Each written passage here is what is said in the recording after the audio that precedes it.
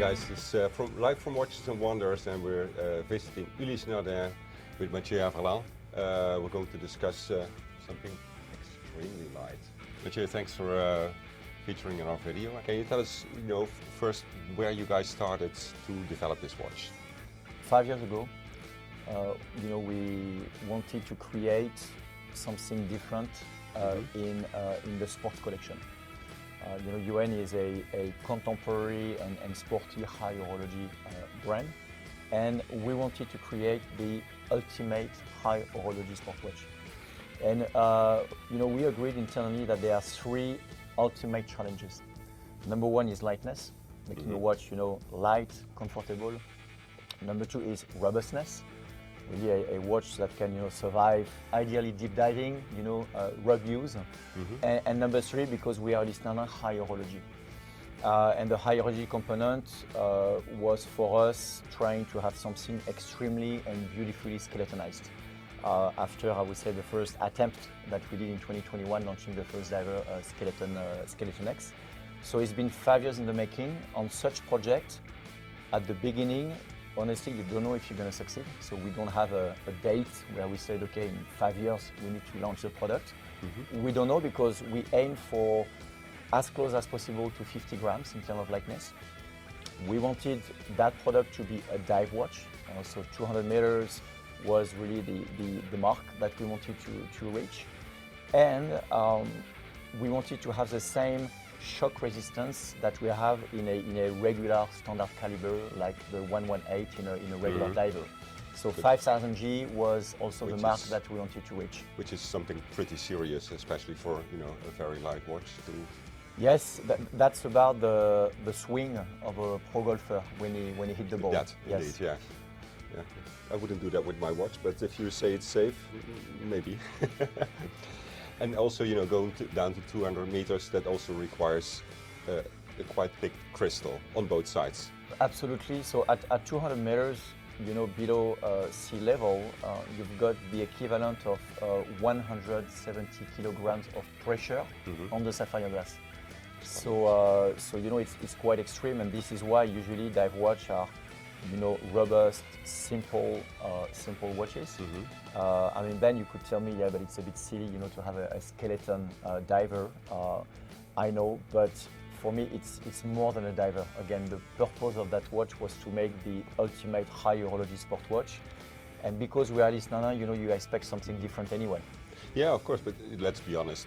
Who's properly diving with their dive watch? Most dive watches are used as the desk diver. Yeah. So that's what we call it, and I think it's pretty spectacular to look at a movement like that when you're, gazing away a little bit from your desk work.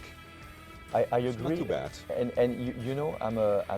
I'm a watch collector. I love watches. I've been collecting watches since I'm 15 years old, and I do a lot of sports. And I never worn a digital, watch when doing sports. I have no. The rings that measure all your information, the band, nothing. And I enjoy, because I love mechanical watches, having a nice mechanical watches when I exercise. And so in a way, we did that watch a bit for ourselves, I must say. That's often the best motivation to do for it. Mathieu, there's also one element that I recognize from another watch, and that's the escapement. That looks very familiar. Freak X. Indeed. Please tell us more about the heavily skeletonized movement. So there is a really high-tech component in that watch. The high horology is coming from the skeletonization. Yeah. The high performance is coming about what we just discussed, and then there is a high-tech component. The high-tech component is really down to all the advanced materials we are using, and silicone is definitely one of the key materials. So you have all the escapement made in silicone. So I think you are familiar with Sigatech that we co-founded. We have a 50% ownership of that high-tech company. So it's really, when you visit Sigatech, it's like a white room, like similar in a laboratory that handles very, I would say, dangerous elements or substances. So it's very a laboratory, and this is where we have our process of drawing silicone, and silicone is a very hard material, and from that we're able to create flexible mechanisms, including the hairspring, the balance wheel, and obviously the escapement wheel and the anchor. Okay. So all of that is in silicone in the diver air, and we've tried to, again, it's a bit geeky, but because we try to remove as much weight where we could, so it's the same escapement that you have in the Freak X, also with the oversized balance wheel, but we managed to remove 0.05 grams from the Freak X escapement to make it slightly lighter. Yeah, that's indeed a little bit geeky, but I do like that. But also in terms of, there's no main plate, for instance. There are just a few bridges that are literally like bridges. Yes. And not entire plates like usually. So yeah, absolutely. So when you've got brands that we claim that they do a skeletonized product, when actually it's more an open work, right? Open work for the dial, or they're going to try to remove as much material from a caliber which is plain at the beginning. Mm-hmm. This has nothing to do with that. We start from the idea of making a skeletonized caliber. So we start directly from making the design and then creating the component that when they are added one to another, create a skeletonized caliber. There is two elements that are important in the movement. So all the movement has been made in titanium. It was the best, ratio lightness versus robustness. We wanted to have some element in aluminium, but it could not withstand 5,000 Gs, and it could not be really a proper dive watch. And if we were using more, brass than titanium, therefore we had not reached, I would say, the lightness that we wanted to reach. So we aim for titanium. Titanium has been a challenge because when you manufacture very small component in titanium, sometimes it can catch fire. So it's a very delicate process to be able to manufacture all the components in titanium.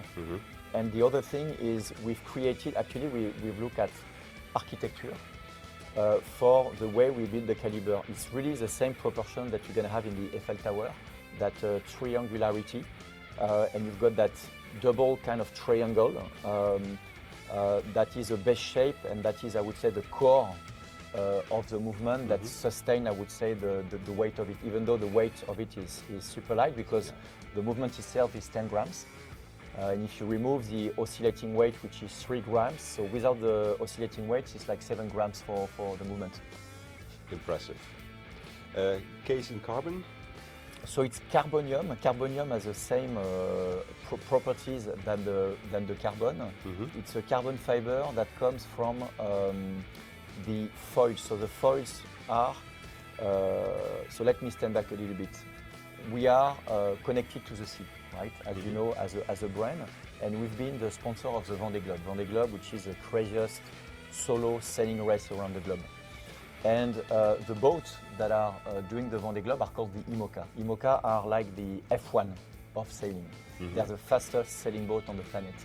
And what they have developed lately are foils. So they are part on each side of the boat in carbon, carbonium actually, so that the boat can be lifted up the sea level and gain speed. When they manufacture those foils, there is some a part of carbonium that are not used, right? They are debris in French. We use those components and we work with a startup to manufacture watch component from that part of the carbonium. Okay. So that is not wasted, but it's also a way, to show that we are not using any kind of carbon. It's a carbon that you have basically on the fastest sailing boat on the planet, and it's very authentic and coherent with who we are as a brand. So that's one component, and we use it for the bezel. We also use it to create the side parts, or the parts that are in black. Yeah. The middle parts stay in titanium because we want the waterproofness, water resistant of 200 meters. But the side parts, hence the construction in two parts, are made in nylofoil. So nylofoil, it's a material that we pioneered when we first launched the diver net. So we created a composite made of carbon foil, the carbon fiber that used to come from the aeronautic industry. Now it comes from the foil of the IMOCA boats, plus ocean netting. So ocean netting is basically ocean netting that we get from the sea. Yeah. Why we do it? Two reasons. One is to make a superior material, because that for us is the best ratio lightness to robustness for that part of the case. And two, it's also to raise attention on the pollution of the oceans. Obviously, we don't forget the main goal, which is making the superior product, but it's also a way, I think it's a nice way to show that yes, because of who we are concerned about the plastic that you have in all the oceans. And we managed to work with Fil and Fab, a startup in France. We make strap out of it, and we also extract that ocean netting, transform it, and combine with the carbon foil, we make the nylon foil, which is the black part on the left. Super nice. Thank you very much. Thank you so much.